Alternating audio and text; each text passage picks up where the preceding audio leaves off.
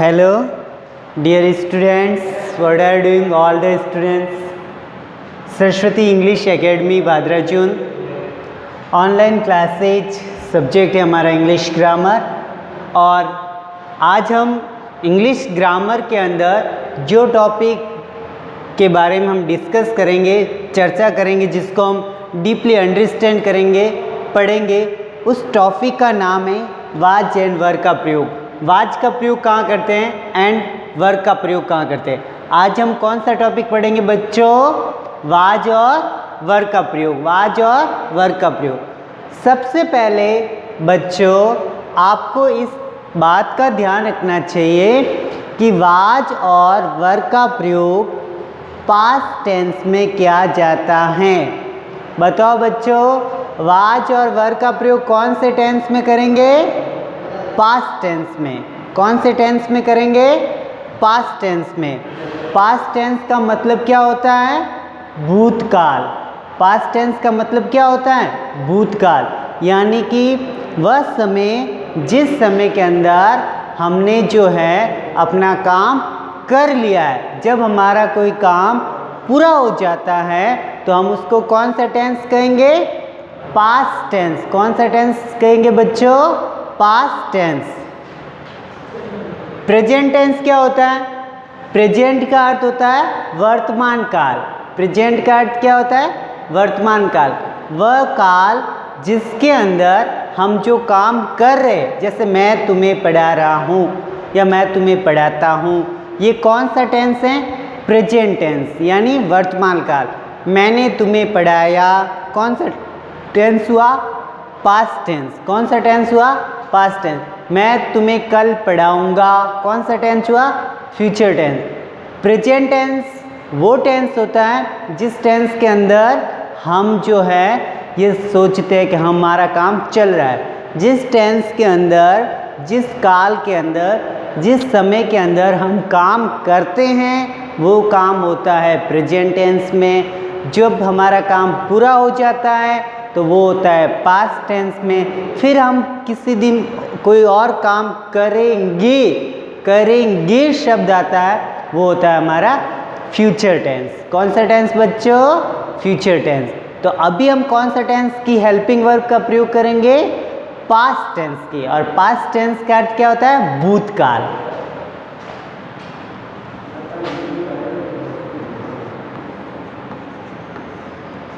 Past. Past का अर्थ क्या होता है?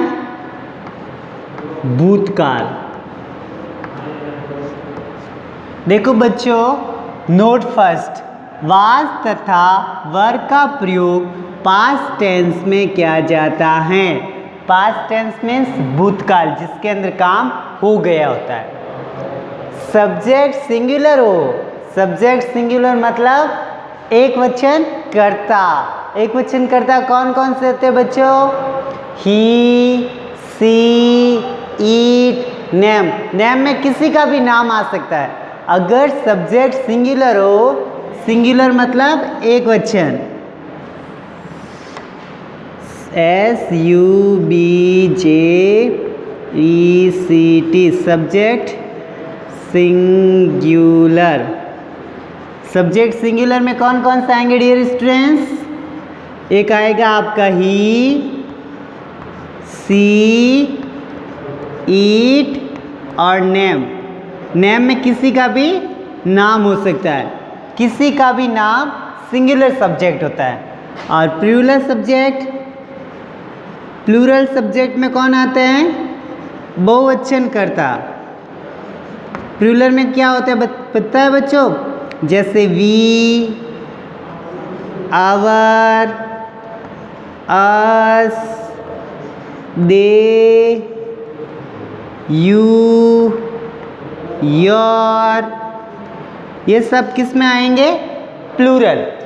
सिंगुलर मीन्स एक वचन कर्ता और प्लूरल मीन्स बहुवचन कर्ता। अगर कर्ता हमारा सिंगुलर है, अगर कर्ता हमारा सिंगुलर है, सब्जेक्ट जो है वो सिंगुलर हैं, तो हमें वाज का प्रयोग करना है। सब्जेक्ट सिंगुलर है तो किसका प्रयोग करेंगे? वाज का। अगर सब्जेक्ट सिंगुलर हैं तो हमें किसका प्रयोग करना है? वॉच का। और अगर सब्जेक्ट प्लूरल है, प्लूरल मीन्स बहुवचन है, तो हम किसका प्रयोग करेंगे? वर का। सिंगुलर सब्जेक्ट हो तो वॉच का प्रयोग करो, और प्लूरल सब्जेक्ट हो तो वर का प्रयोग करो। सिंगुलर हो तो वॉच और प्लूरल हो तो were. He was going to school, वह स्कूल जा रहा था, वह स्कूल जा रहा था। तो वह बच्चों कौन सा सब्जेक्ट है? सिंगुलर है, एक वचन है ना, एक वचन सब्जेक्ट है, इसलिए हेल्पिंग वर्ब क्या आएगी? वॉच। क्या आएगी? Watch. If the subject is singular, अगर हमारा सब्जेक्ट सिंगुलर है, then we use helping verb watch. अगर हमारा सब्जेक्ट सिंगुलर है तब हमें हेल्पिंग वर्ब किसका प्रयोग करेंगे? वॉच का। किसका प्रयोग करेंगे? वॉच का। And if the subject are plural, अगर हमारा सब्जेक्ट प्लूरल है, बहुवचन है, तो हम किसका प्रयोग करेंगे? वर का।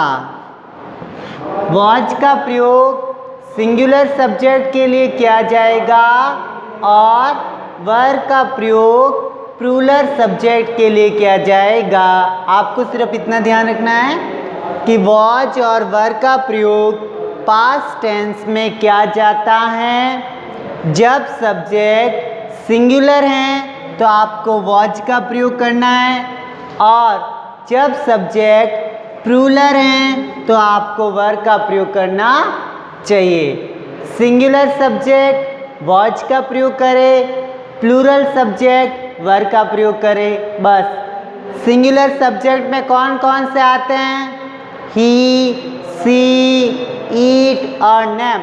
नेम मतलब नाम। अब नाम जो है वो किसी का भी हो सकता है, सिंगुलर नेम होना चाहिए, वो आपका सिंगुलर सब्जेक्ट होगा।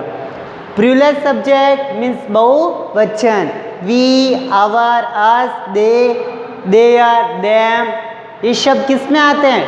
प्लूरल में। प्लूरल मीन्स बहुवचन। Once upon a time there was a dog, एक समय की बात है एक डॉग था। एक समय की बात है, कौन था? डॉग था। तो अब बताओ बच्चों, बात कौन से समय की है? बहुत समय पहले की कोई बात थी। थी शब्द आ रहे पीछे, यानी सेंटेंस जो है वो हमारा पास्ट टेंस में। तो क्या आएगा? वॉज। और वॉज क्यों आएगा? क्योंकि यहाँ पे सब्जेक्ट क्या है? Singular. There were two trees there, वहाँ पे दो पेड़ थे। वहाँ पे कितने पेड़ थे? How many trees there? Two trees, दो पेड़ थे। और पास्ट टेंस है, इसलिए क्या आया? वर। कौन सा प्रयोग हुआ बच्चों? वर। और ट्री का मतलब पेड़। An old lady was going to market, एक बूढ़ी औरत बाजार जा रही थी। कैसी औरत बाजार जा रही थी? बूढ़ी। औरत अकेली है, इसलिए क्या आएगा? वॉज। क्यों आएगा? क्योंकि हमारा जो सेंटेंस है वो पास्ट टेंस में है और सब्जेक्ट जो हैं वो सिंगुलर हैं, इसलिए क्या आएगा? Watch. My brother was sleeping in the room, मेरा भाई कमरे में सो रहा था। ब्रदर सिंगुलर है ना, भाई अकेला है, इसलिए क्या आएगा? वॉच। क्या आएगा बच्चों? वॉच। दे वर हैप्पी, वे खुश थे। वे मतलब बहुत सारे लोग थे जो खुश थे, तो वे प्लूरल हो गया। प्लूरल होते ही क्या आता है? वर। प्लूरल सब्जेक्ट होते ही वर का प्रयोग होगा। Dear students, once you note and read, first time you read, past tense मतलब भूतकाल, वह समय जो चला गया उसे भूतकाल कहते हैं। वॉच और वर का प्रयोग करना सीख रहे हैं। वॉच तथा वर का प्रयोग पास्ट टेंस में किया जाता है। वॉज और वर का प्रयोग कौन से टेंस में करेंगे? पास्ट टेंस में। पास्ट टेंस मीन्स भूतकाल।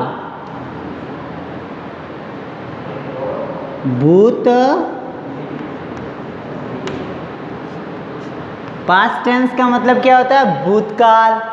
अगर हमारा सब्जेक्ट सिंगुलर है, एक वचन है, कर्ता एक वचन है, तो किसका प्रयोग करेंगे? वॉज का। कर्ता एक वचन है तो किसका प्रयोग करेंगे? वॉज का। और अगर कर्ता प्लूरल है, बहुवचन है, तो वर का। He was going to school, वह विद्यालय जा रहा था। वह कहाँ जा रहा था? विद्यालय। Once upon a time there was a tree, there was a dog, वहाँ पे एक कुत्ता था। अकेला कुत्ता है, वॉज का प्रयोग। There were two trees there, वहाँ पे दो पेड़ थे। टू पेड्स, पास्ट टेंस की बात, were. An old lady was going to market, lady अकेली है, was. My brother was sleeping in the room, भाई अकेला है, सिंगुलर सब्जेक्ट है, वॉज। दे वर हैप्पी, वे खुश थे। वे कौन? बहुवचन, इसलिए वर का प्रयोग। Right dear students all sentences in your notebook.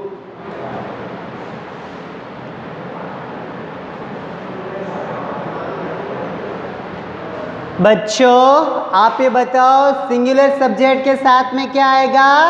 Was. और प्लूरल सब्जेक्ट के साथ में वर। कोई एक सेंटेंस बताओ जिसमें वॉज आता है। जैसे he was playing, he was playing, वह खेल रहा था। वह खेल रहा था, अकेला है, वह खेल रहा था। वह के लिए क्या आएगा? ही। खेल रहा था, इसलिए was. He was, play means खेलना, और प्लेइंग मीन्स खेल रहा था। ही वॉज प्लेइंग, वह खेल रहा था। वह खेल रहा था। और हम खेल रहे थे तो क्या आएगा बच्चों? We are playing,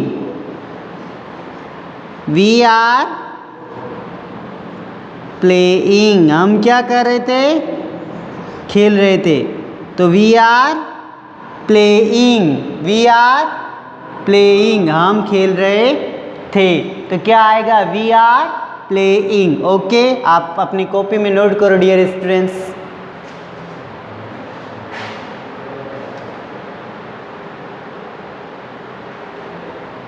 market means बाजार। रूम मीन्स कमरा। डॉग मीन्स कुत्ता। ट्री मीन्स पेड़। और स्लीप मीन्स सोना। हैप्पी मीन्स खुश। हैप्पी मीन्स क्या होता है? खुश। माई ब्रदर, मेरा भाई, मेरा भाई। और माई सिस्टर, मेरी बहन। गो मीन्स जाना, और गोइंग मीन्स जा रहा। ट्रीज मीन्स पेड़। Dear students all sentences write in your notebook. जब आप सारे सेंटेंसेज अपनी कॉपी में लिखते हो तो साथ ही साथ में इन सेंटेंस को लर्न करना भी सीखो। जब आप वीडियो वॉच करते हो तो अपने पास एक नोटबुक रखो, पेन रखो और सारे सेंटेंस अपनी कॉपी में लिखो। और जैसे जैसे आपको वीडियोस देखते हो, फ्री टाइम मिलता है, आप उन वीडियो को लिखे गए सेंटेंस को पढ़ो। और पेरेंट्स से भी मेरा अनुरोध है कि बच्चों को कॉपी दे, पेन पेंसिल ला के दे और उनसे बोले कि जो वीडियोस में आप पढ़ रहे हो वो अपनी नोटबुक में नोट करें और टाइमली उसको रिवाइज करें, तब आपको अधिक बेनिफिट होगा। Dear students, once again you write all sentences in your notebook and learn all the sentences.